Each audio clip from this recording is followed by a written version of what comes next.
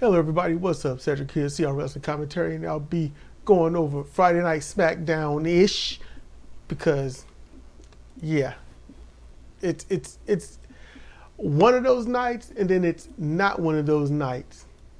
So there's a thing going on.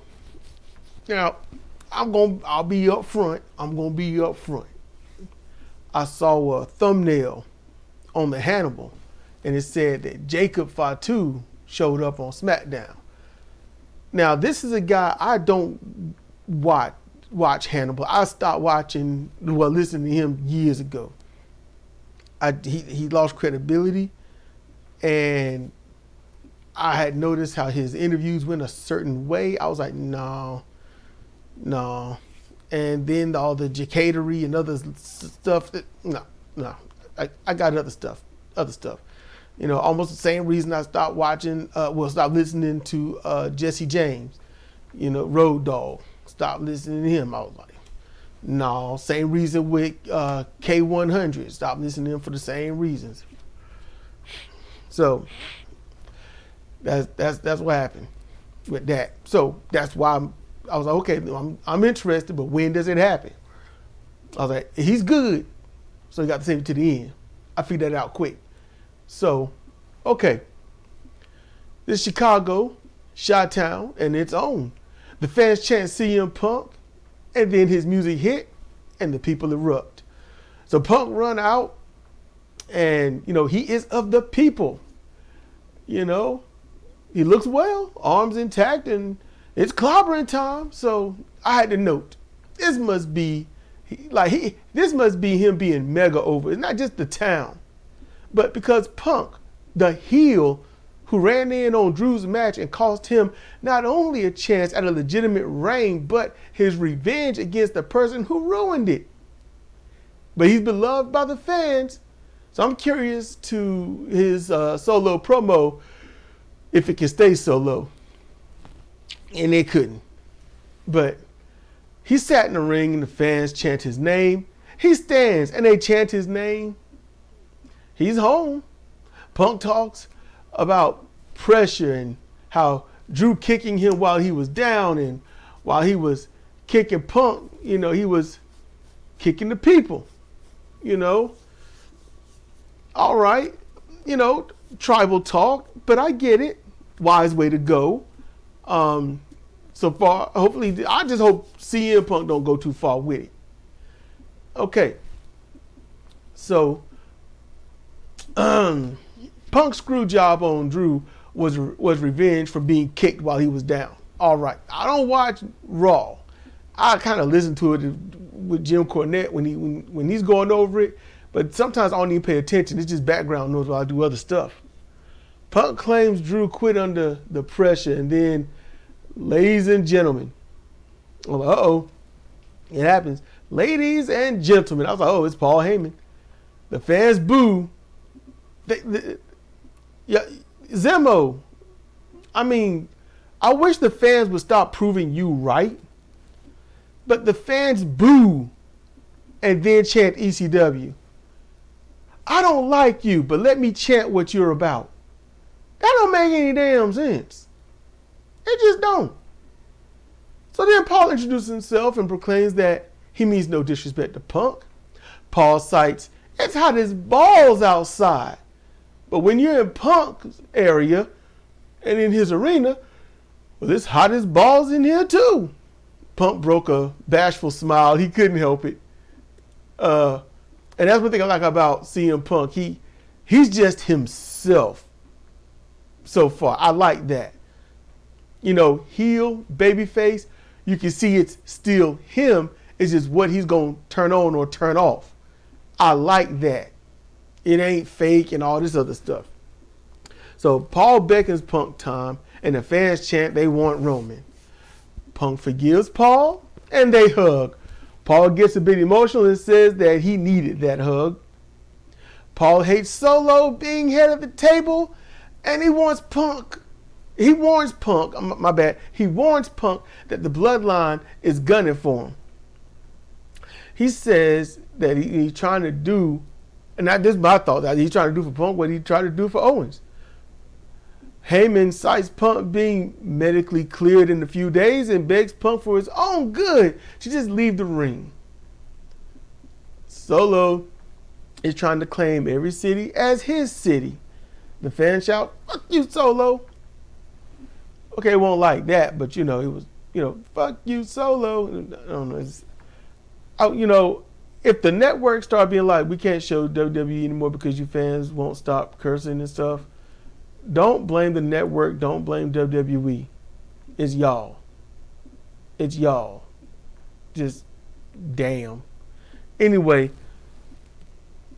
And look, hey, people on YouTube, channel uploaders, these channel content makers, we like to curse and swear and say all that shit too. And YouTube, Google is like, we are super conservative. We will demonetize you.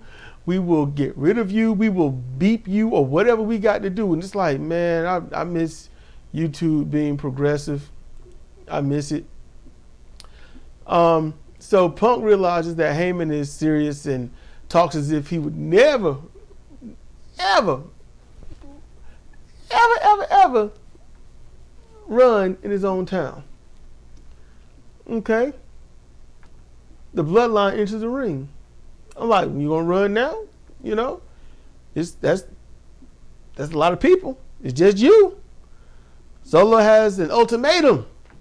If Punk wants to be on SmackDown, on his show, in his city, he can either pay his respect to him and the bloodline, or Punk never gains clearance to wrestle again.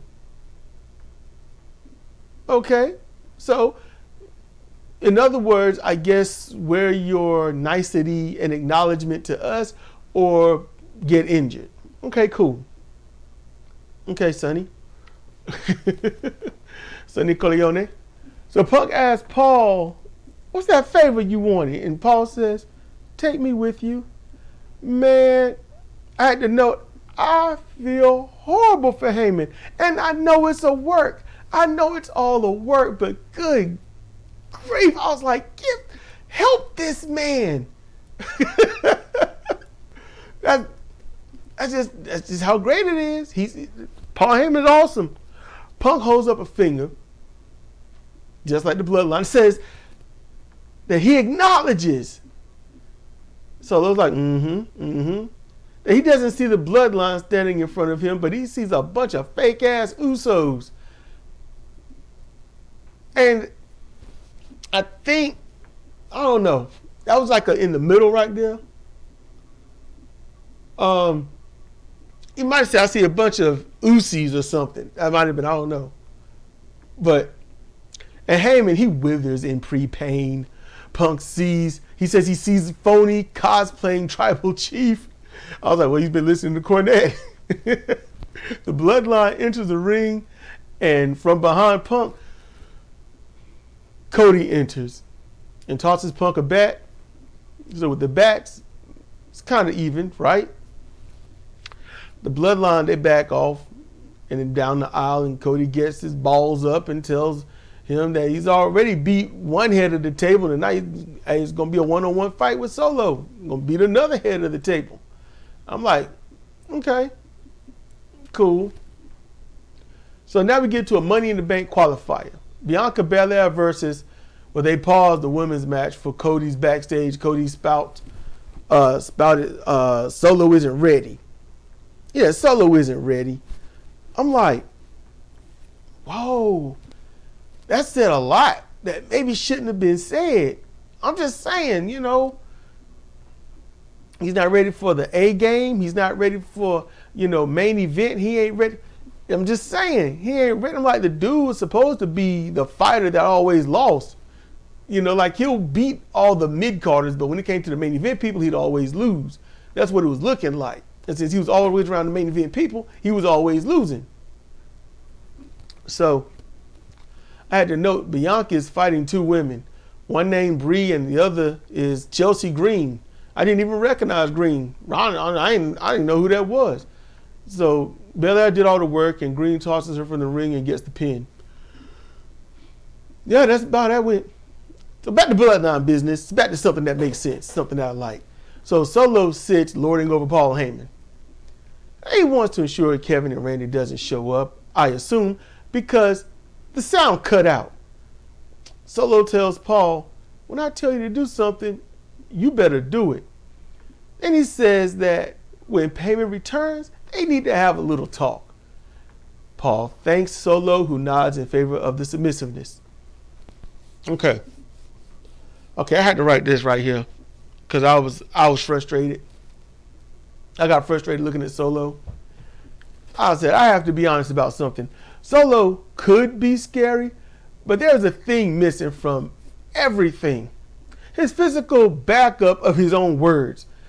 The typical well-to-do family or the outer city family can be made to feel concerned or fearful about Solo and his words. You know? But the podunks, the financially struggling, the no-collar workers don't see it.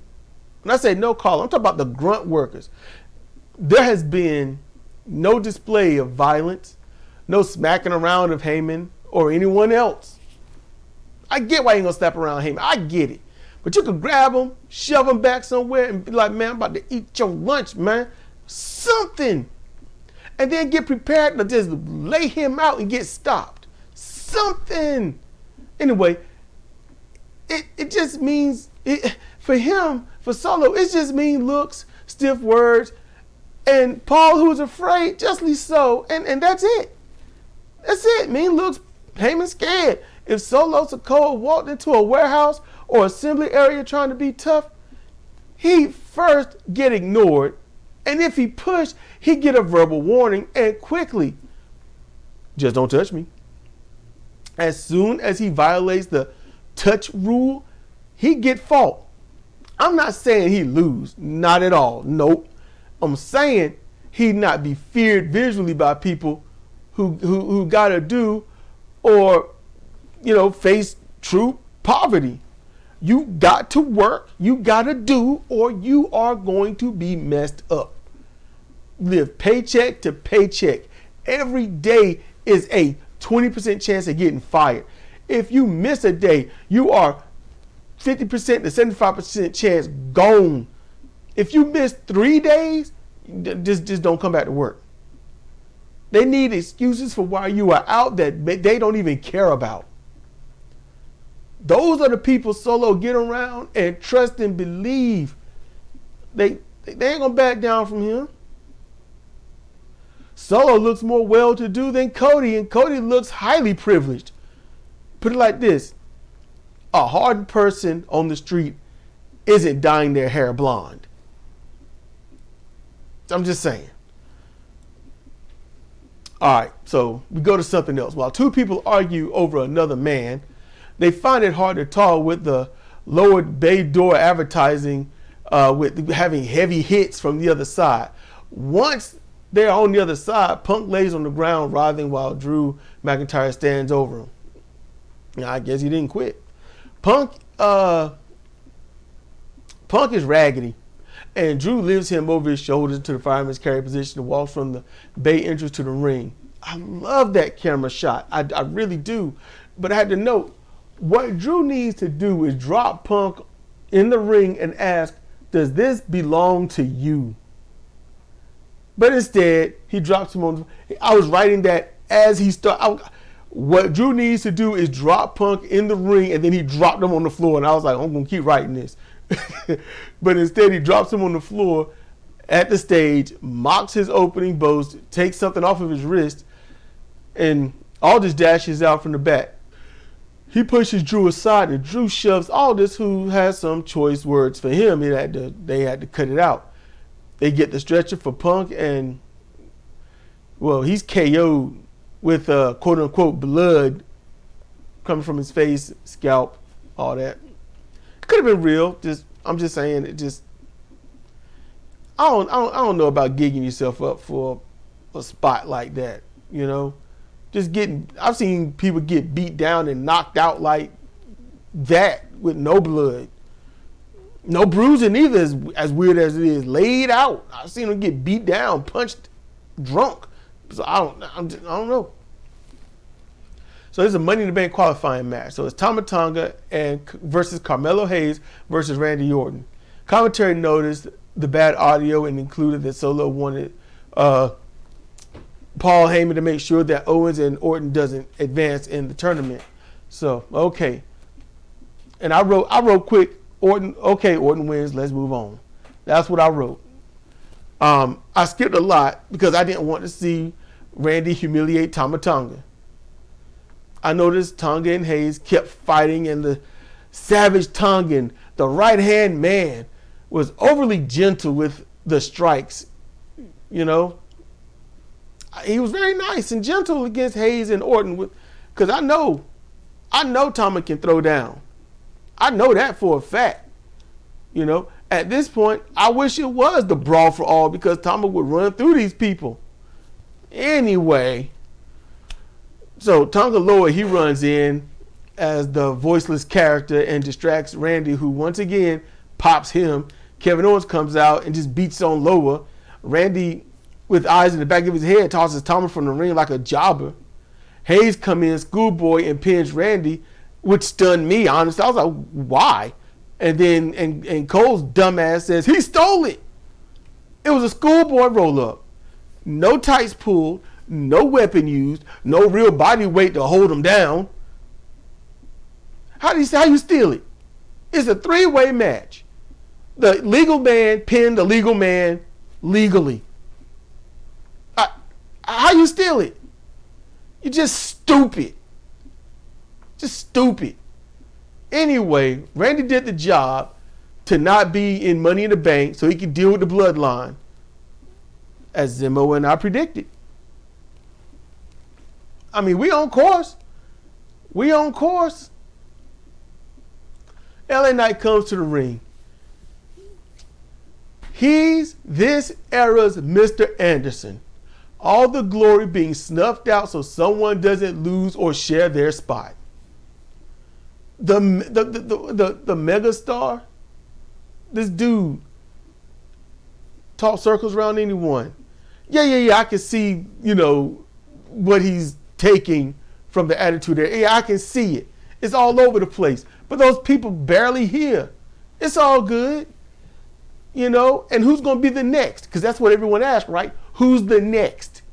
Who's the next one that's going to be like this one? So there you go. And it's enjoyable. He won't really like this in NWA, but I still like it. It's just, they just shitting on LA Knight. But Knight makes good points about, the grand disrespecter, and Escobar comes in and tells Knight that he's chasing this disrespecter like a Chicago fanboy. I like LA Knight's look on I like the look on his face. He was shocked. It was almost like he said, "I caught your dad with the family dog."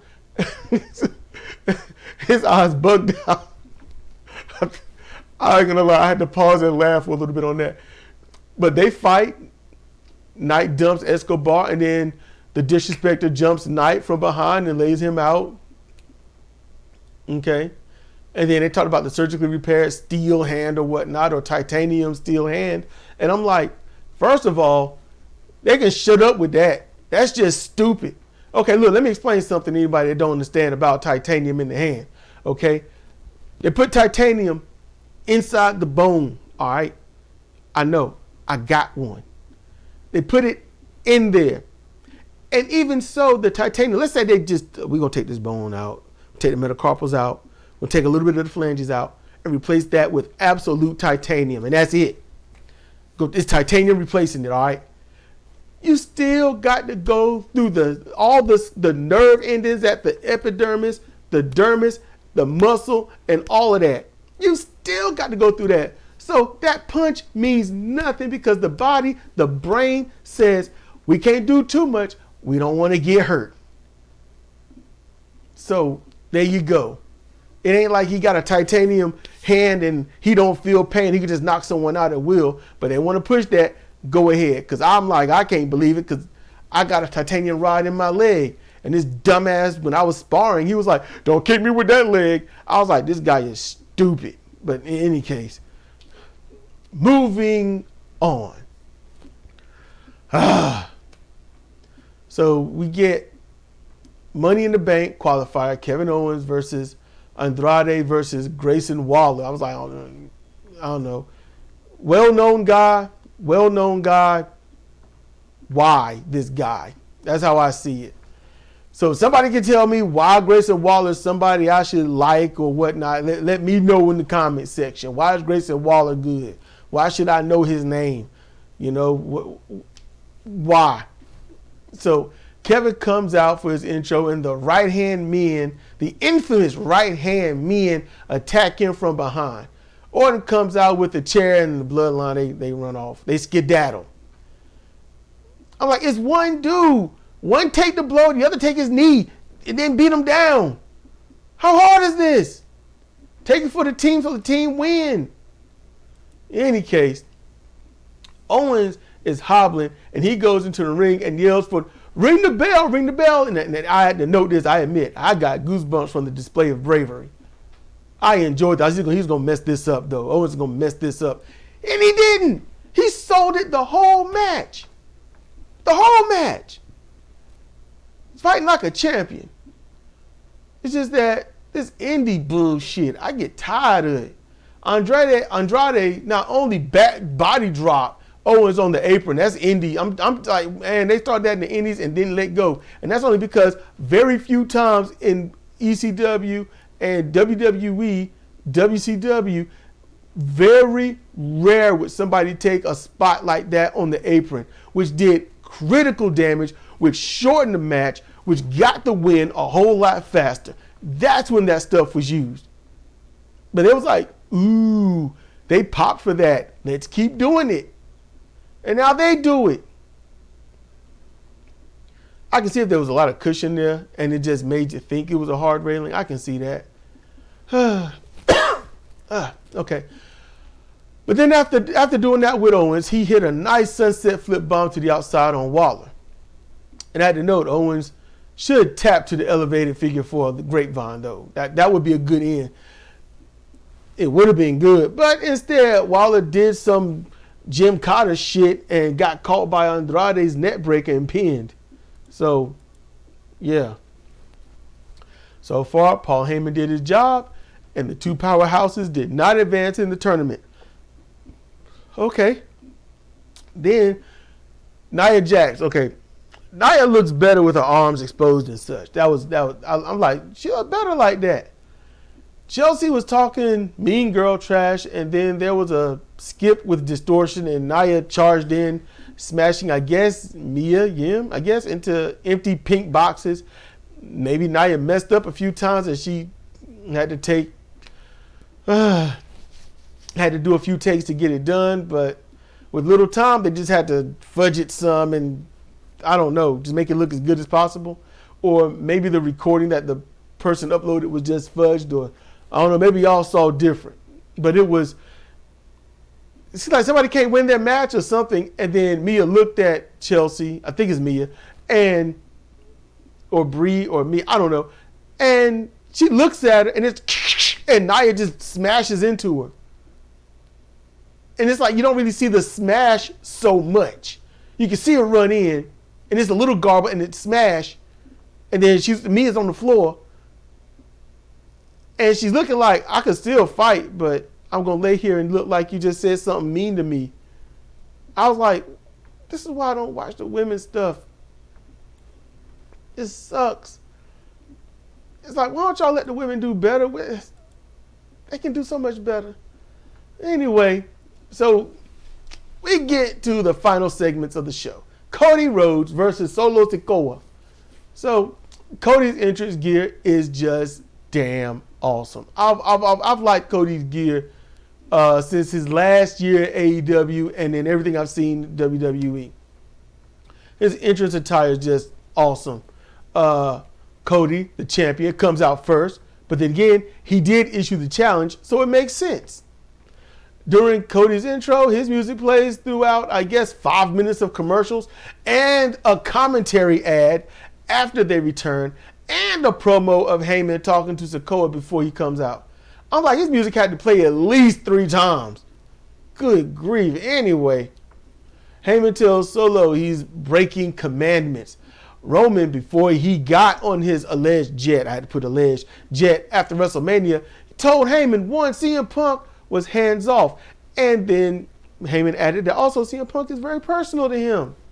To Heyman, that is. Then he says, then Heyman says, number 2, he was not supposed, Sikoa, not supposed to handle Cody, but to have him in check for Roman. And at that point, Solo interrupts Heyman and tells him that he long knew that Roman was never, ever coming back. Sikoa's music begins while Paul is stunned and slowly descends into the opening stages of Heartbreak. Solo comes out with Heyman far behind him in shock and despair. The match. Cody was, I guess, on fire because he had his way with Solo as if he paid for the man. The right-hand men, the infamous right-hand men, come in and beat the hell out of Cody. Cody wins by DQ. It's not officially announced, but the bell rang. The match was underway, so it can't be thrown out because it won't like everyone got beat down. It was just Cody getting beat down. Randy runs in. Kevin hobbles in. Things are even. It's a fight. Then the faces easily beat up the Tongans. Solo is eventually. The faces got beat down afterwards. They beat up the Tongans like it was nothing, and all of a sudden they started losing, and then they get thrown out. Solo's cornered in the ring. He's begging off. No. Then he starts smiling. Then begins laughing. And they're like, what's going on? Then Jacob Fatu shows up. It's Jacob. It is Jacob. It is Fatu. It is the Samoan werewolf. It is on. I'm happy. He perfectly performs a Samoan drop on Kevin Owens on the steps. It was perfect. Jacob looks like he's out of his goddamn mind, and I'm loving it.